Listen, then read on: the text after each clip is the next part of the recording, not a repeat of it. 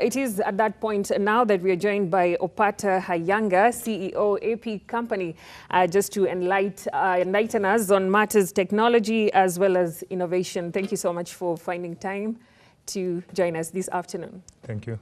All right, and let's start off. I realized the company we are talking about here has a K and not a C. Tell us about that. I remember when we were starting it, it was just a creative way of playing around with the words. Because when AP Company started, it started as an animation-only company. That's why the initial AP, because it was animate professionals. So when we started involving other aspect of design, now we had an option of changing the name or continuing the name, so we decided to shorten up the name, yeah, to AP Company. To AP Company, but we pronounce it the same. Yeah, just pronunciation is just the same. Okay. Yeah. And how long has this AP Company been for? How long has it been in Since existence? 2009. 2009. Yeah. So we are talking about around 8. 8 years now. Yeah. Which I'm guessing the animation part of it wasn't so common then. How was it starting up then when, you know, I mean, animation was not so popular in Kenya, but right now I think times have changed, technology is coming up and most people have entered into the business animation. We've seen adverts and all that. So how was it starting up Hayanga at that particular time? Yeah, that's a very good question because it's something that I always keep on narrating to people who ask, and most people don't ask about it. And I'm very pleased that you have realized animation was not popular back then. And now that I've asked, I'm ready to listen to the history. When we were starting with animation, we used to go from office to office, just trying to introduce the services that we offer. And the reception we got, it was not very good because people didn't know what animation was. Because when you say that we do animation, they will just say, okay, cartoon. And they couldn't relate cartoon and business. They never see cartoon and business working together. So that's the main reason why we even started diverting from animation only to a fully fledged advertising agency. And that's the reason why we moved from animation, as much as we are still doing it, but it's not as popular as the first idea was. Yeah. But how has the reception been then after 8 years down the line? As much as you're not tackling it as much, I wonder why you're not, you know, focused on it as much. And things have changed, as we said earlier, and everyone is getting into animation, graphics, and all that, especially the young people. I think this is one niche, you know, that they are looking at right now. But what has made you to pull back? By the time animation was gaining popularity, we had already immersed our heads into something else, like especially technology and design, industrial design and graphic design. So by the time the animation was really picking up, we had already concentrated on other lines. But as much as we are doing it, we're doing it just as a complementary to the main businesses that we do, like our website, industrial design and graphic design and advertising. So it's just an addition to the services that we are offering at the moment. Yeah, but not the main business. Yeah. And you know, your statement just reminded me a certain saying that they say, you know, without change, there is no innovation, there is no creativity or incentive for improvement. Do you agree with that? Yes, I agree.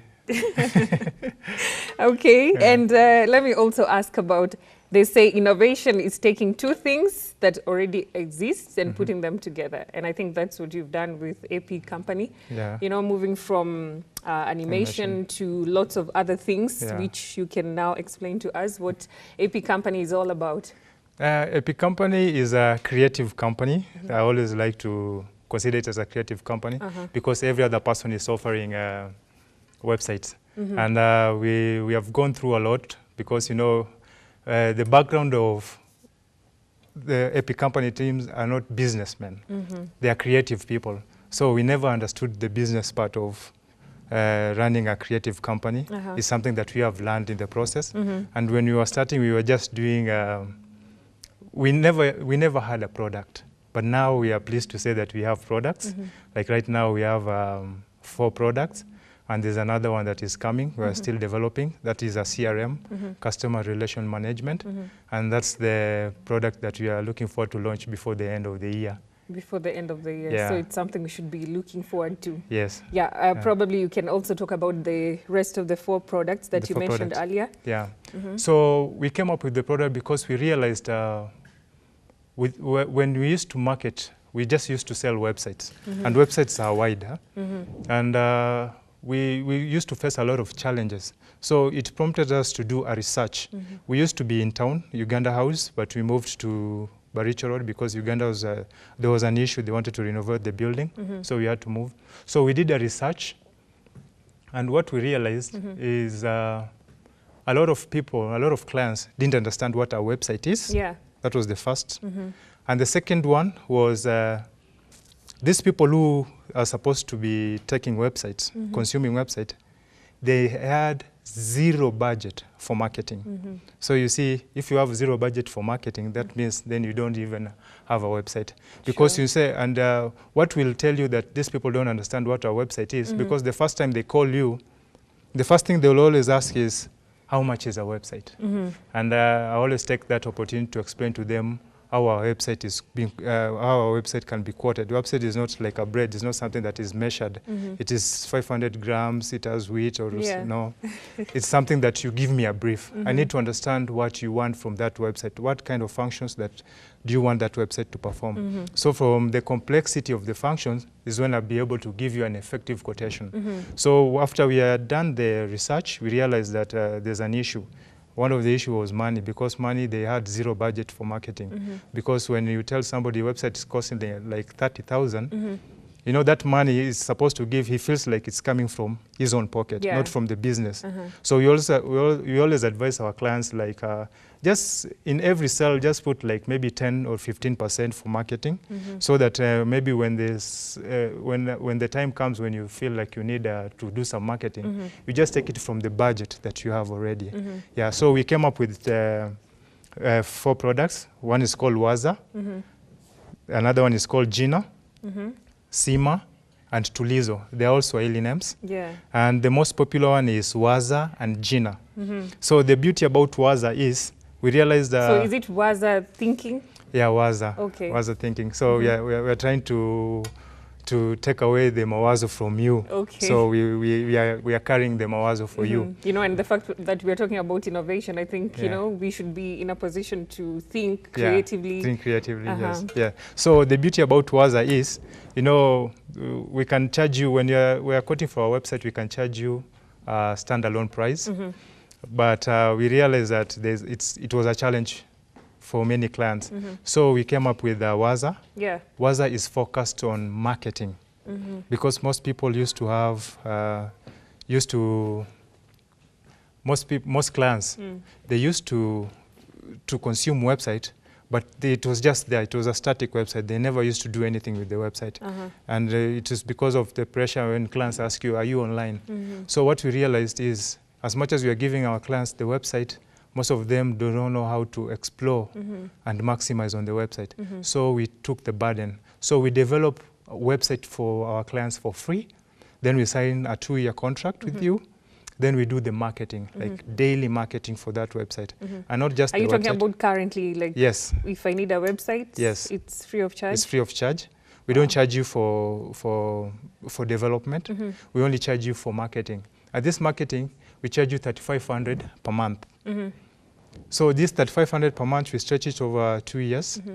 So we do all the vigorous marketing in all the social media and the website platform that you have.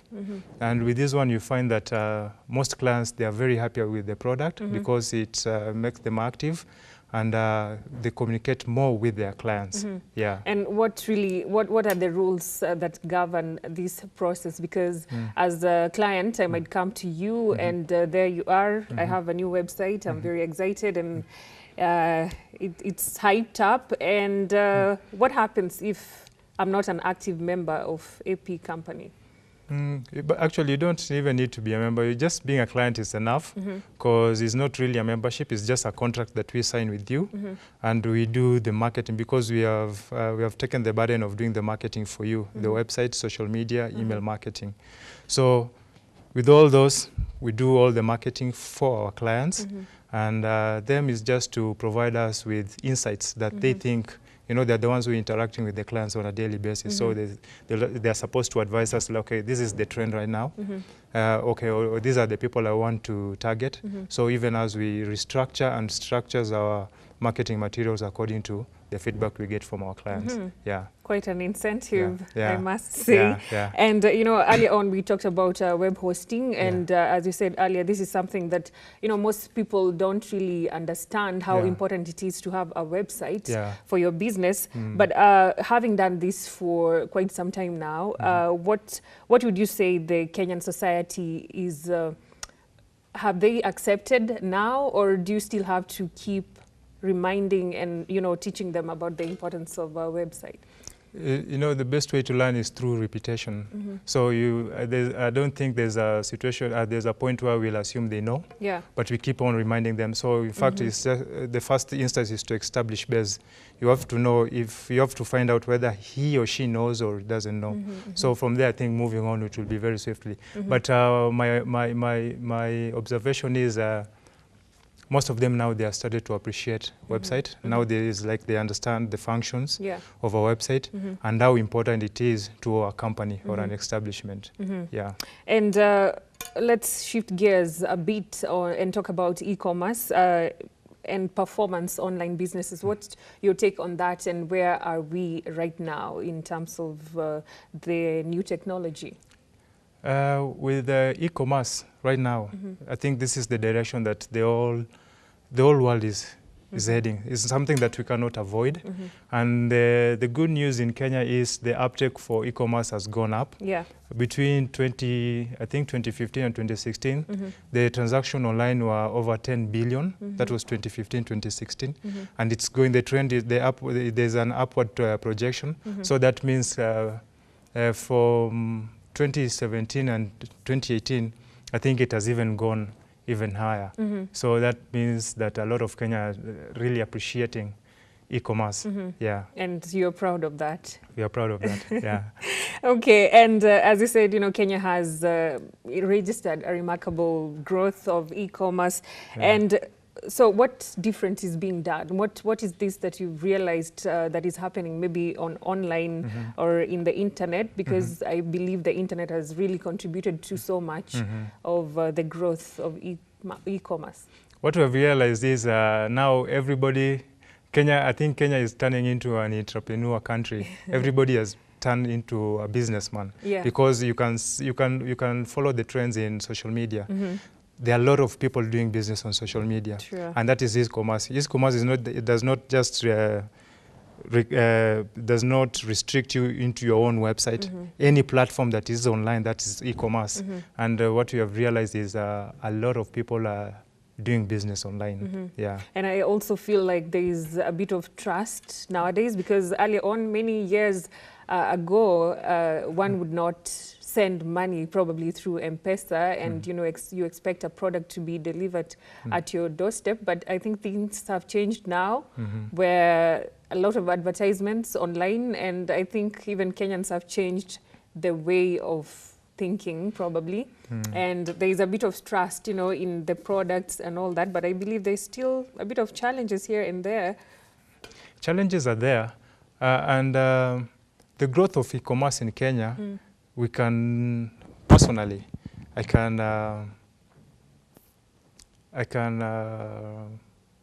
think I can peg it to mobile money. Mobile money is what has made e-commerce in Kenya to grow, especially, let's say, M-Pesa. Because, you know, cards, even if you check around, Kenyans don't use their cards because they don't really understand how cards work. These they feel like debit cards and everything. Yeah, and you know, there are a lot of stories about fraud, but we understand M-Pesa. We understand how you can lose money on M-Pesa. We understand how you can gain money on M-Pesa. So you'll find that most of this e-commerce that what has made e-commerce grow in Kenya is through mobile money, because we understand what mobile money is. But when it comes to cards, I think you are still slow to adjust. They only use cards to places where you are forced to use a card. Maybe if you are buying from a distributor who is outside the country and they don't have mobile money. Yeah, and apart from mobile money, these days we have a lot of options when it comes to money transfer. We have a lot of internet payments processes, PayPal, PesaPal. There are so many. So I don't think anyone is without an excuse. So you just need to understand the one that you feel is safer, and then that's the one you should use. You use that. Yeah. All right. You know, there are different challenges, you know, that cut across all businesses. I don't think there is, you know, that business that is a walk in the park. Yeah. But for your case, for AP company, probably maybe you can highlight maybe some obstacles that you're probably facing and how you've learned also to come around them. You know, when it comes to business, you can either sell a product or a service. So I think the most technical one and the most difficult one is to sell a service. You know, this is something that you can't really quantify. You know, if I'm selling a car, I'll just give you the specs of a car. But I cannot force you to buy it. Yeah. Okay. But for a service, you really need to do more. You have to convince these clients that, first of all, you are the best. Yeah. And secondly, you will deliver what he or she wants. You understand the client. So, and it's something that I think you just need to build trust over time. It's not something that will just work like magic. You build trust over time, because most people, especially when you're new, they don't really trust that you will deliver. But if I was selling a product, you know, it's something that is just exchanging of money and the product. That is very easy. You can even do it with a stranger. But when it comes to service, somebody should have referred you there, or you have been following them and you have realized that these people will deliver. So I think it's just to make sure that you deliver and you deliver quality.